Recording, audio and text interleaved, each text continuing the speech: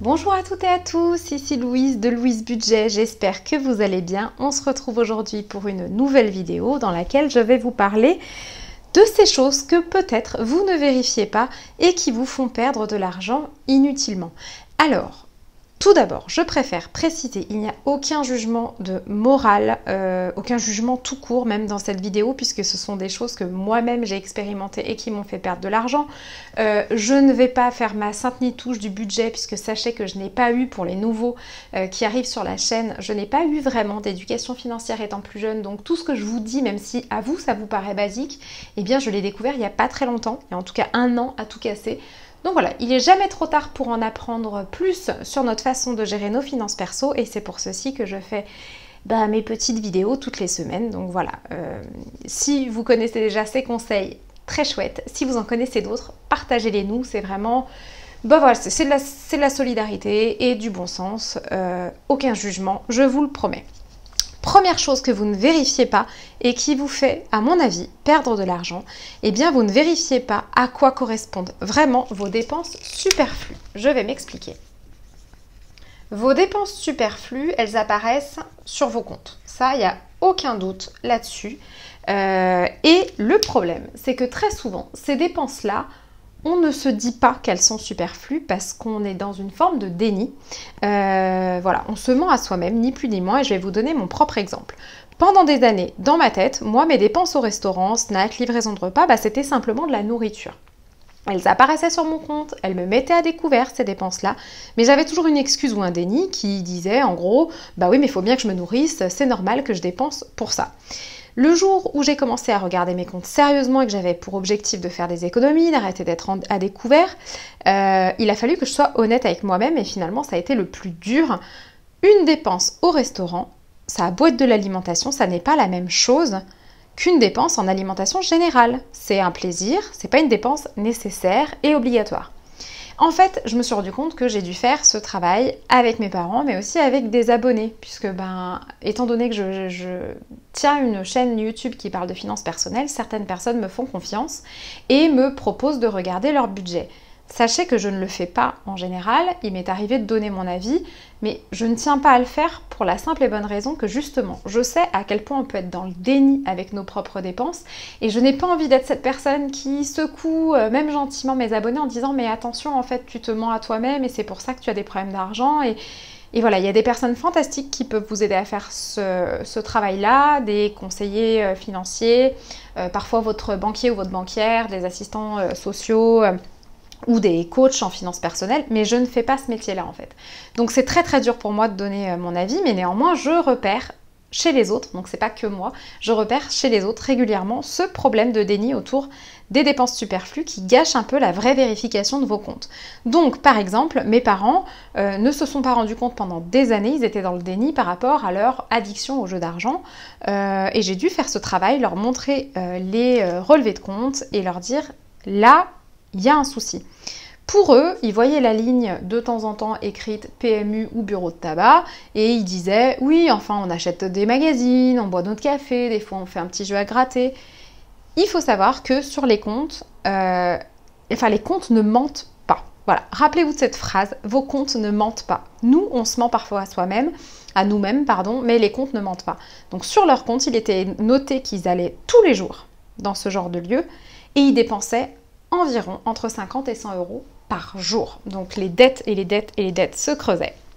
Mais à partir du moment où je leur ai montré qu'ils y allaient tous les jours et qu'ils dépensaient au minimum 50 euros, là ils n'ont pas pu me dire « ah bah oui, on dépense tous les jours pour du café et des magazines ». Il était clair qu'il y avait autre chose. Voilà, donc c'est parfois très dur de faire une vérification honnête de ces dépenses superflues. Parmi les abonnés à qui à une époque j'ai donné mon avis, il y en avait certains qui me disaient pour les dépenses shopping par exemple, oui mais j'en avais besoin et c'était pas cher. Ce n'est pas parce que c'est pas cher ou que vous en avez besoin que ça veut dire qu'il est nécessaire pour vous de dépenser tous les jours dans les boutiques ou en ligne sur Amazon ou chez Action 100 euros, 200 euros par mois et creuser votre découvert pour des vêtements ou des objets de déco. Voilà, il y a un déni, il y a à quel moment on est dans le j'en ai besoin et c'était superflu. D'autres personnes me faisaient les mêmes réponses, par exemple quand je leur disais que leur crédit voiture était trop élevé par rapport à ce qu'ils pouvaient se permettre et que c'est pour ça qu'ils étaient à découvert tout le temps. Et on me répondait, oui mais moi ma voiture je m'en sers tous les jours en fait, donc j'en ai besoin, qu'est-ce que je vais faire, est-ce que je vais la vendre, et voilà, c'est pas mon rôle de vous dire quoi faire, mais avoir une voiture, c'est probablement nécessaire pour certains d'entre nous, pour aller au travail et faire nos trajets, parce qu'on n'habite pas tous en ville et on n'a pas tous les transports en commun. Par contre, avoir un véhicule qui vous coûte entre 400 et 500 euros par mois, ça c'est potentiellement une dépense superflue si vous ne pouvez pas vous le permettre. Voilà, c'est un petit peu ça. Donc l'honnêteté autour des dépenses superflues, c'est loin d'être évident, mais quand vous vérifiez vos dépenses, vérifiez bien le superflu, vérifiez bien à quels endroits vous êtes dans le déni, ça en dit beaucoup sur notre comportement avec l'argent. Ensuite, autre chose que vous ne vérifiez peut-être pas et qui vous fait perdre de l'argent. Vérifiez régulièrement les offres des fournisseurs de box internet et de téléphones mobiles. Alors, je parle notamment pour la France, mais je pense que c'est valable pour les autres pays. Moi, je mets un point d'honneur à vérifier une fois par trimestre les offres qui se font sur le marché. Alors, je passe par mon partenaire qui s'appelle Origami. Vous avez le lien juste en dessous de cette vidéo, dans la description. C'est totalement gratuit pour les habitants de France métropolitaine. Hélas, pas encore dispo pour le reste, mais donc totalement gratuit et ça vous propose systématiquement les meilleures offres pour plein de fournisseurs. Pourquoi je vous dis box et téléphone en priorité? Parce qu'en fait, très souvent, et notamment en France, il y a peu de fournisseurs sur le marché et ils sont tous très agressifs pour pouvoir gagner sur la concurrence et avoir de nouveaux abonnés. Donc, il y a des offres en permanence et nous, on ne se gêne pas, vraiment, ça fait 1 an qu'on fait des changements réguliers. On en est à notre 2e changement de box, par exemple, et moi à mon 2e changement d'offre de mobile. Parce que les offres sont tellement agressives que du coup, vous perdez de l'argent à ne pas changer de fournisseur. Alors oui, vous allez peut-être me dire, c'est difficile, c'est pénible de faire de la résiliation, etc. Si vous passez par Origami, sachez que c'est gratuit, ils vous font les résiliations et ils vous abonnent ailleurs. Sans problème, ils font les comparatifs pour vous et en plus, ils regardent les conditions générales pour voir si ça vaut le coup par rapport à votre offre et ils font en sorte de vous prévenir si les frais de résiliation, par exemple, sont couverts par le nouvel abonnement. Donc là, simplement pour vous donner un petit exemple de comment j'ai pas perdu d'argent, récemment, on est tombé grâce à Origami sur une offre Freebox Fibre à 9,99 €. Sur cette offre qui était valable 1 an, on avait Canal+ série offert. Donc en plus, on a gagné Canal+ série. J'avais déjà une offre qui n'était pas hyper chère, qui était à 14,99 € chez Soch en box internet. Ça m'a rien coûté de faire les démarches avec Origami. Ils ont fait la résiliation et l'abonnement chez le nouveau fournisseur. Et certes, j'ai économisé 60 € globalement en 2 clics. Mais en plus, mes frais de résiliation ont été couverts par le nouveau fournisseur. Et j'ai gagné un abonnement de streaming que je n'avais pas. Voilà. L'année prochaine, les prix vont augmenter. Dans 3 mois, il y aura peut-être une offre plus agressive. Je vais switcher et moi ça me pose pas de soucis parce que même si dans l'année j'ai perdu 1 heure à faire ça et à brancher mes nouveaux équipements, franchement je suis gagnante systématiquement. Pour le téléphone c'est pareil. Donc là globalement avec Origami j'ai déjà en 1 an là j'ai déjà économisé 2 fois sur mon abonnement internet, 2 fois sur mon abonnement de téléphone, 1 fois sur mon assurance habitation parce que là je vous dis box téléphone parce que c'est vraiment le secteur le plus compétitif en France, mais vous pouvez aussi faire des grosses économies si vous surveillez vos frais d'assurance, vos frais de gaz, d'électricité évidemment. J'ai aussi eu une réduction sur mon abonnement Disney+, j'ai changé ma façon de consommer mon abonnement Disney+, grâce à Origami et en plus ils m'ont conseillé mon changement de banque sur mon compte courant pour Boursorama, c'est eux qui m'ont dit d'aller là-bas alors qu'ils n'avaient rien à y gagner. Donc vraiment top. Juste pour finir sur Origami, si le service vous intéresse, comme je vous disais, vous avez le lien en description, c'est un lien affilié, vous n'êtes pas obligé de passer par ce lien, mais sachez que voilà, ça soutient ma chaîne et que ça vous coûte absolument rien, vraiment, ce service ne coûte rien. Si vous êtes donc en France métropolitaine, cool pour vous, vous avez 2 façons de traiter avec Origami, soit vous connectez votre banque et vous laissez l'outil en ligne, détecter vos abonnements et faire des recherches de meilleurs fournisseurs pour vous. Si vous ne voulez surtout pas connecter votre banque, même si c'est très sécurisé, vous avez probablement vos raisons de ne pas le faire et je le comprends parfaitement. Vous ne connectez pas votre banque, vous entrez manuellement vos petits abonnements, téléphone, énergie, internet, habitation, etc. Et l'outil en ligne, il fait le même travail, il vous propose les meilleures offres et vous pouvez résilier grâce aux équipes d'Origami gratos. Voilà, donc vraiment, box et téléphone, c'est vraiment un moyen mais tellement simple de faire des économies. Et voilà, moi au minimum par an, j'économise 60 € comme ça, entre 60 et 100 € tranquille. Ensuite, qu'est-ce que vous ne vérifiez pas et qui vous coûte potentiellement de l'argent pour rien? Eh bien, les relevés bancaires. Les relevés bancaires, c'est ce truc du siècle dernier, un petit peu... Oh, mon cactus!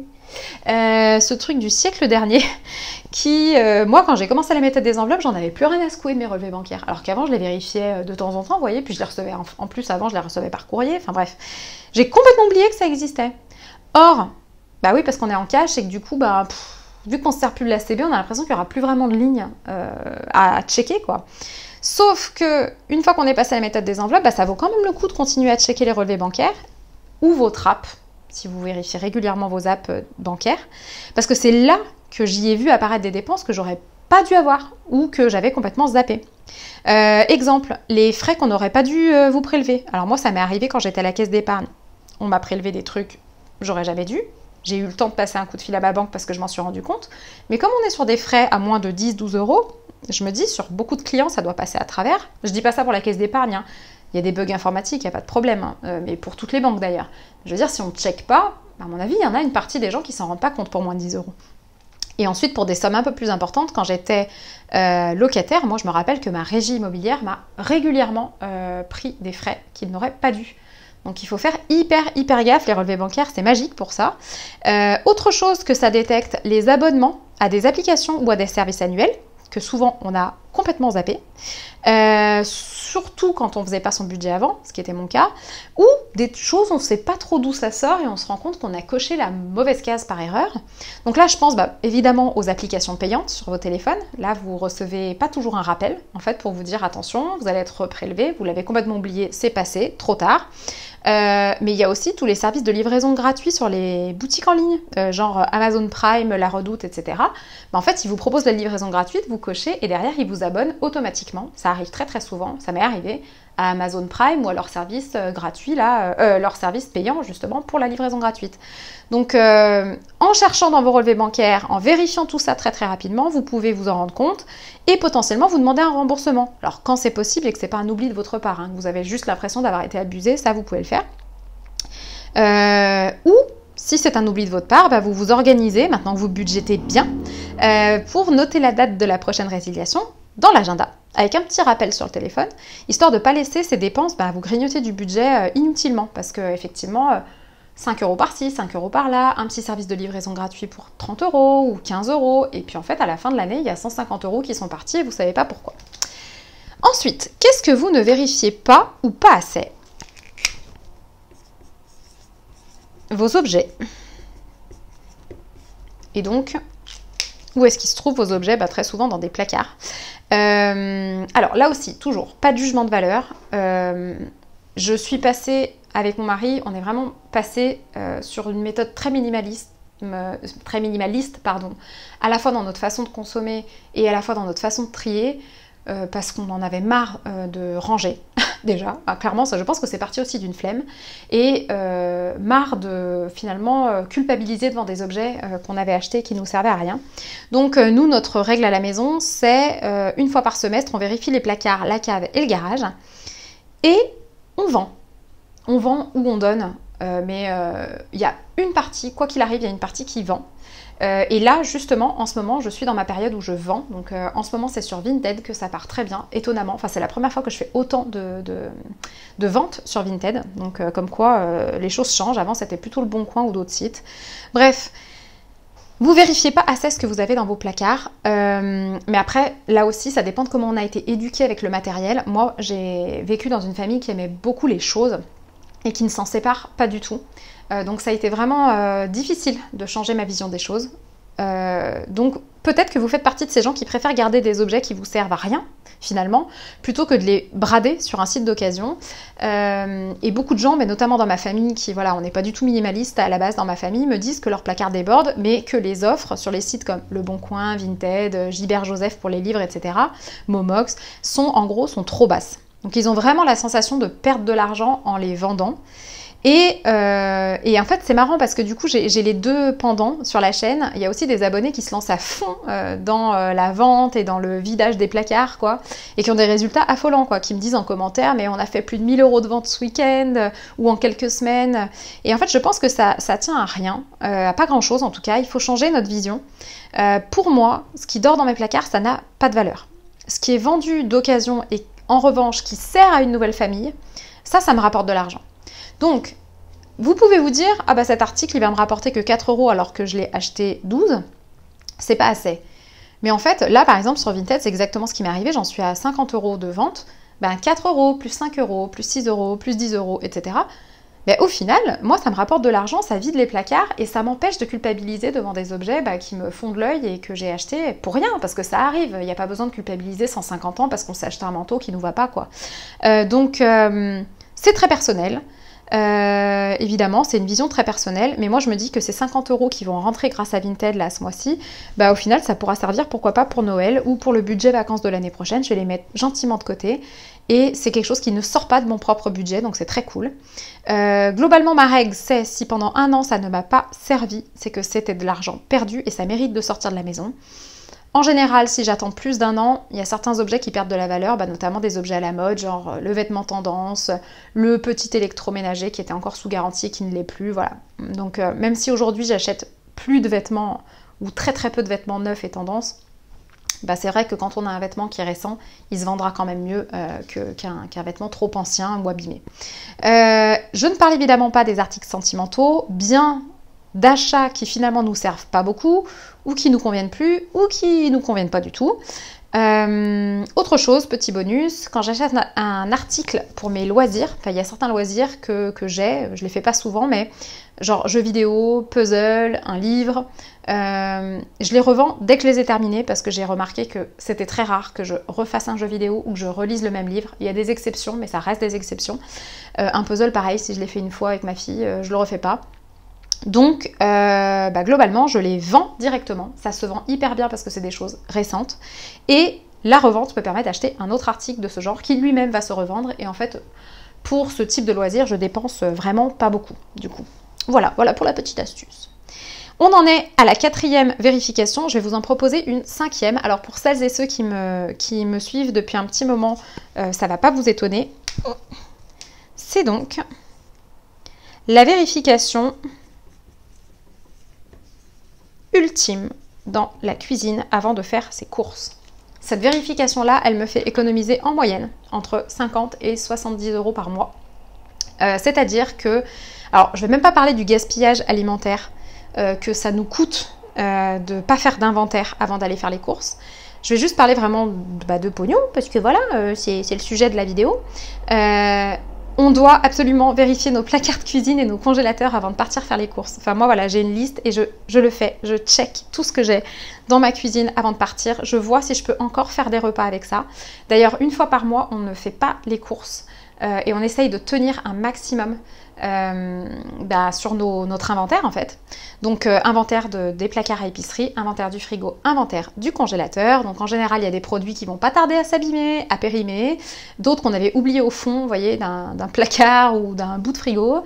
Et on a, alors nous on a un petit congélateur, mais je sais qu'à une époque on avait un congélateur à armoire, c'était beaucoup trop pour nous. Parce que quand j'ai compris comment les surgelés ça se conservait, en fait je pensais qu'en gros à partir du moment où on surgelait quelque chose ça durait toute la vie presque, mais non pas du tout en fait, il y a vraiment des règles à respecter.